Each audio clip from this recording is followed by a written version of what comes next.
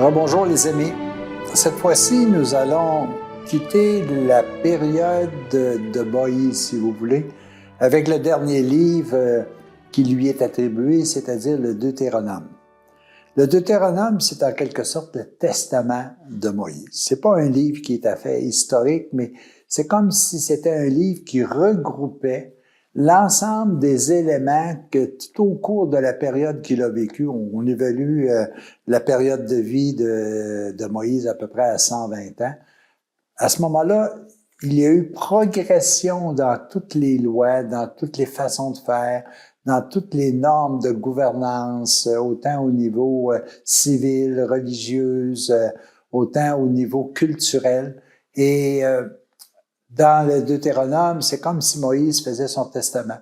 Puis, il nous est présenté de trois façons, de trois discours, si vous voulez, qui nous permettent véritablement de comprendre qu'est-ce que ça veut dire. C'est comme s'il disait, moi, je vais vous donner une seconde loi, là, une loi qui va regrouper tout ce que je vous ai dit antérieurement. Et évidemment, comprend à l'intérieur de ça les 10 commandements, mais comprend aussi les codes de vie que l'on devrait avoir. Ça comprend également les rituels, ça comprend également toute la façon de faire. Et je pense que c'est important que l'on soit capable de le regarder.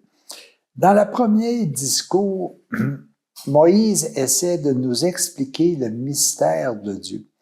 Comment Dieu est créateur de toutes choses. Dans ce discours-là, il nous dit comment il est fidèle, comment il a été totalement fidèle depuis le commencement. Comment il tient sa promesse de nous donner un territoire où ils vont pouvoir continuer à progresser pour comprendre davantage le mystère de Dieu.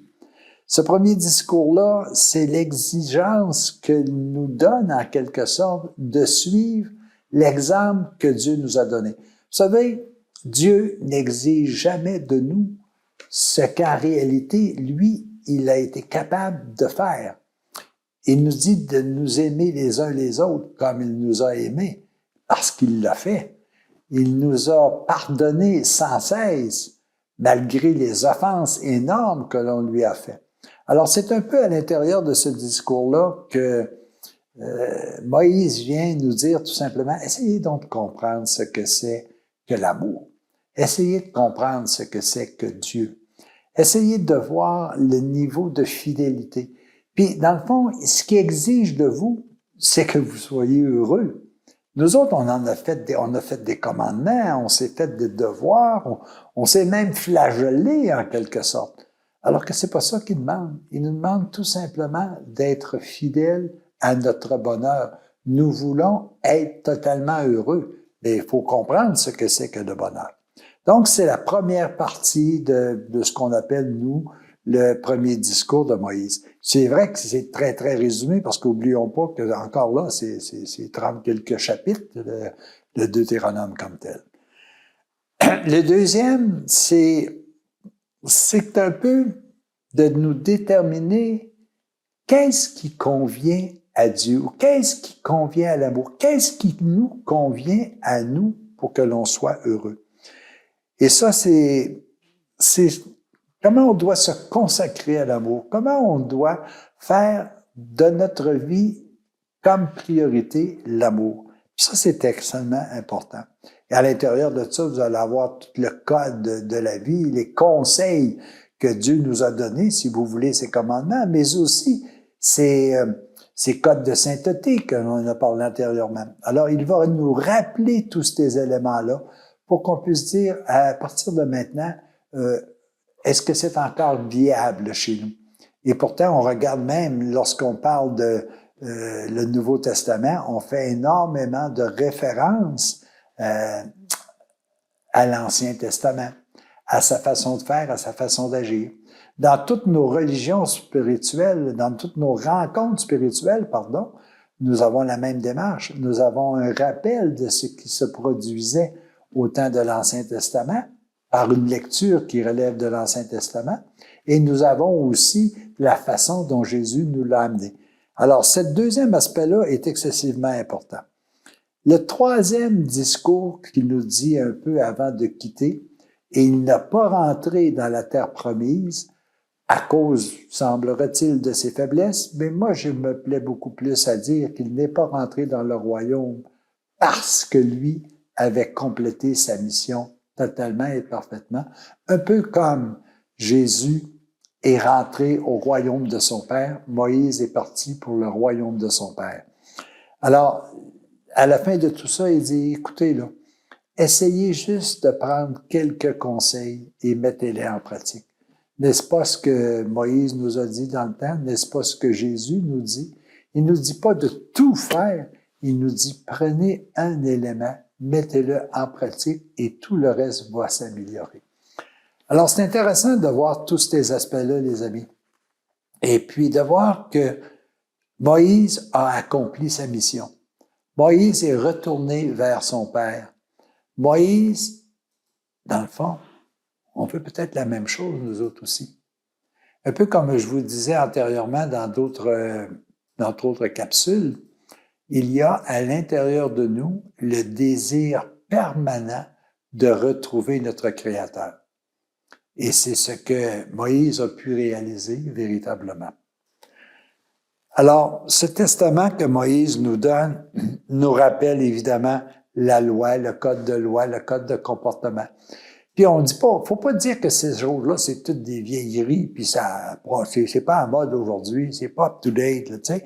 Non, c'est des choses qui sont véritablement à la base. Ce qu'on est capable d'interpréter différemment, ça me va. Mais c'est des choses qui sont essentiellement à la base de notre démarche dans le désert que nous sommes en train de vivre, sur le chemin qui nous ramène, je voudrais vous dire au Mont Sinaï, mais qui me ramène davantage au royaume céleste.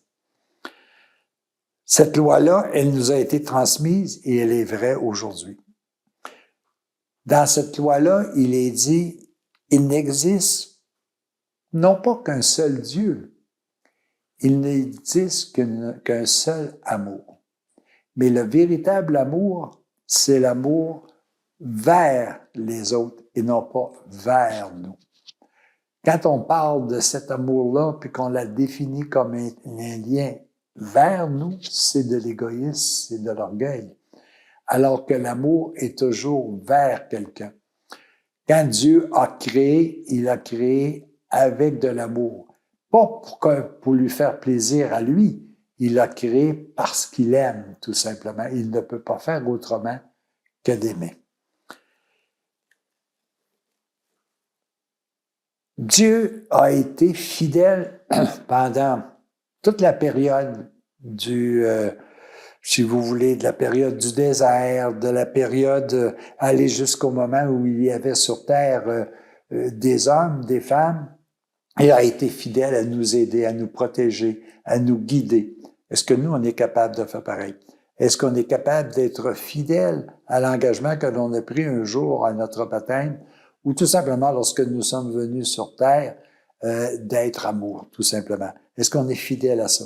Ça, c'est une question qui est au livre au Deutéronome puis qui est très intéressant. Tu aimeras le Seigneur ton Dieu de tout ton cœur, de toute ton aide, de toute ta force, de ton prochain comme toi-même. Tu appliqueras l'amour de tout ton cœur, de tout ton aide, de toute ta force. Et cet amour-là, tu l'appliqueras à ton prochain comme tu voudrais qu'on l'applique à toi-même. Donc, c'est une réflexion, c'est un survol final des 4 premiers livres de la Bible que le Deutéronome nous amène. Il nous fait découvrir que notre action et notre histoire est toujours présente à l'intérieur de nous, que nous devons continuer à œuvrer sur cette base-là. Et tout ça dans l'optique que nous devons préparer la venue d'un être qui va nous aider davantage à comprendre. Cet être-là, au temps de l'Ancien Testament, était présagé dans plusieurs, qu'on verra tout à l'heure ou dans un moment donné, présagé par la venue de Jésus. Mais cette présence-là, elle était à l'intérieur de nous, à nous de la découvrir véritablement. Alors les amis, la loi de Moïse, qui est une loi peut-être en partie d'homme, est aussi une loi spirituelle. C'est une garantie de notre bonheur. À nous de le découvrir, à nous de l'appliquer et d'en ressentir les effets. Les amis, à la prochaine.